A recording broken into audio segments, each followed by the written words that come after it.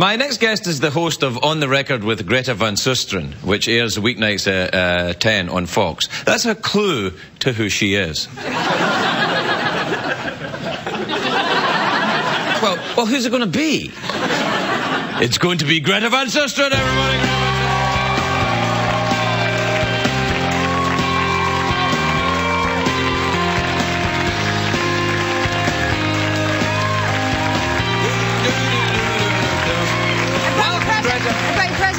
You bought me a present? Candy? I got it out of your green room, though. But we have a green room and we have chocolate in it. But these are the 3 pieces of chocolate that we keep till the night before Christmas. Then a lucky member of the crew gets to take these 3 pieces of chocolate home to their family. Very generous. Yeah, so we'll just put them aside, Greta. Thank you very much indeed. You've had them in your pocket for a while, haven't you? Well, I took a lot of stuff out of your green room. You did? Yeah, you have toothpaste, toothbrush, mouthwash, soap. I took it all. I don't think that's the green room. That's like the hotel. No, I think that's someone's bathroom or something.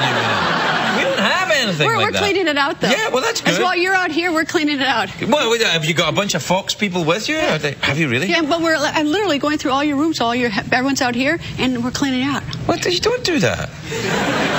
That's not right. We don't have this fancy stuff. We're cable. Fox News is kind of cable, I guess, isn't it? Yeah, I don't think of it as cable anymore. I don't either. Yeah, I've been on your show. It's very nice, except you weren't there. No, but we had fun anyway. Yeah, but we talked about your book. Yeah, but you were in Washington. Yes. And I was in New York, and we talked through some kind of mysterious device. Indeed. It was like a telephone camera thing. What was it? Some kind of Skype? Skype. Was it Skype? Is that what it is? Skype, yeah. Really? Yeah. You've got it all, haven't you? So look, you know what we've got for talking to other people? Look at that. This is it. A phone doesn't work. Christmas tree. Does it light up? Yeah. That's nice. That's nice. Do you have those at Fox News? Now we're cable. Yeah. So you do your show out in New York, right? D.C. Really? Washington, That's why I was in D.C. and you were in New York. Well, why didn't you invite me to come to see you in Washington, D.C.? I would have gone there. I didn't know you would have. Yeah, no, I would have. I would have gone to New York. I would have gone to New York, had I. Yeah, are you from I came out here to see you. In fact, let me ask you where you're from. Can I tell you something? Yes. I saw your monologue where you had that little trip from Nashville. No, that was the other night. Yeah, I know. Yeah, I got on a plane at Nashville, and then they asked for somebody to get off. 6-hour layover. Yeah, 6-hour layover in St. Louis. I'm like, ooh la la! Dad, no! That's cable, we say that. Oh, yeah, sorry. Yeah, I forget. But, you know, 6 hours. I mean, I like St. Louis. You ever been to St. Louis? It's nice. Of course. I've been laid over in St. Louis. I've been every day. Let me slow you down there. I knew you were going to stop me there. I have had stops. You've been laid over in St. Louis 6 times? Why, Greta, you surprise me. Can we back that up? Can we back that up? You surprise me. Why, Greta? This is deteriorating. No, this is not deteriorating. This is improving. This is deteriorating.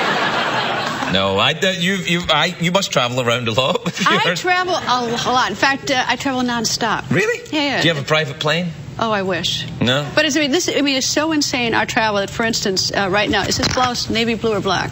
I can't tell in this light. Right. Well, I intended to wear a black blouse. Right. Everyone I work with said I was wearing when I arrived here, because I packed when I got home last night. It was dark and late. Right. And so they say it's a blue blouse. That's a blue blouse with a black jacket. That would be a terrible fashion faux pas. Terrible fashion faux pas. Luckily, we are so badly lit, you could wear a yellow blouse and no one would know. But that's why I had to steal the toothbrush and the toothpaste from your green room, because there were packing problems.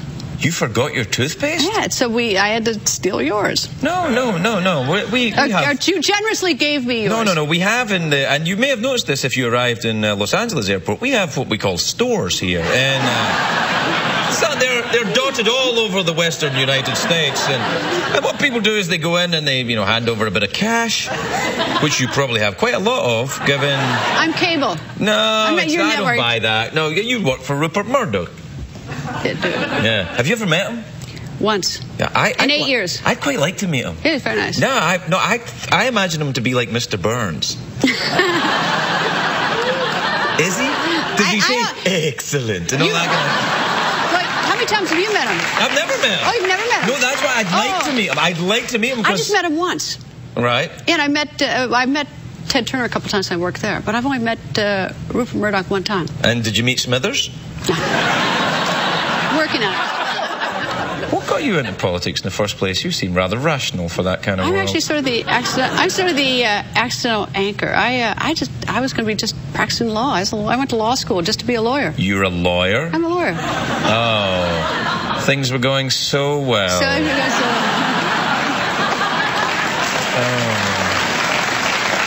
didn't know you were a lawyer. Yeah. I practiced law What kind of law did you practice? I tried a lot of criminal cases, but I tried a lot of civil cases. I taught as an adjunct professor at Georgetown for years. Right. If I knew what that was, I may be annoyed. What's the, did you ever do divorce law?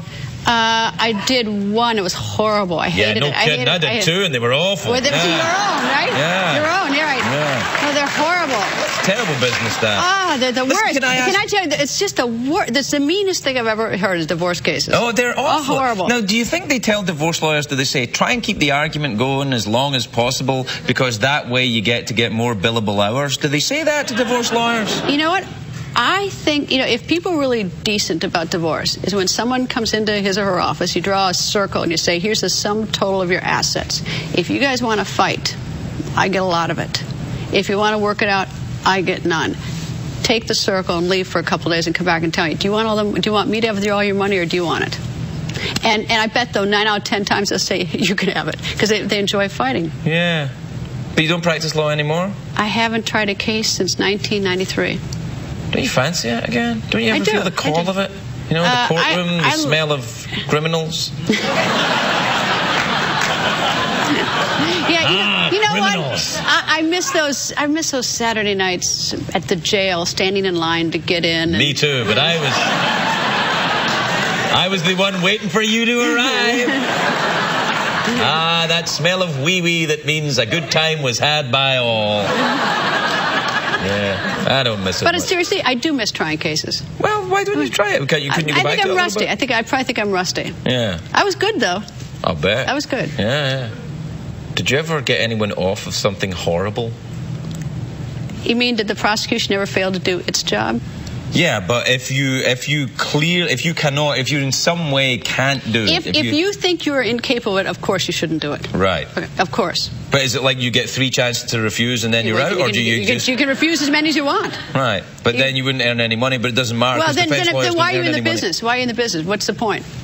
Well, if you don't think the Constitution is that important, then get out. So it's all about defending the Constitution for defense lawyers? No, not all. But that's not an insignificant part. Right. That's not an insignificant part, but certainly it's not all of it. Was that what it was for you when you went into the law? I think as a true believer. Really? Yeah. And are you still, or have you become cynical and jaded? Well, it depends which day. Sometimes I'm cynical and jaded. Like the other night, we were talking about an investigation. They referred to someone as being as not a suspect, which was absolutely ridiculous. Of course, he was a suspect. Right. It was very the circumstances. On the other hand, I do admire lawyers who will take the most unpopular cases and do jobs consistent with the Constitution. I do admire those lawyers because it is a thankless job. Yeah, it probably is. It's very difficult for me to find some kind of resolution with lawyers, though. I find the hackles in the back of my neck going up. Maybe it's because I've paid a lot of them. I'm not necessarily a big fan of every lawyer either. No, I know. But some lawyers are very nice. For example, some lawyers are very nice. My lawyer is very nice. Yeah, he's happy, paid a lot, right? Yes, his name's Harold. He's lovely, delightful man. We're out of time, Greta. It's been lovely chatting with you. Thank you, Greta Van Susteren, everybody. We're right back.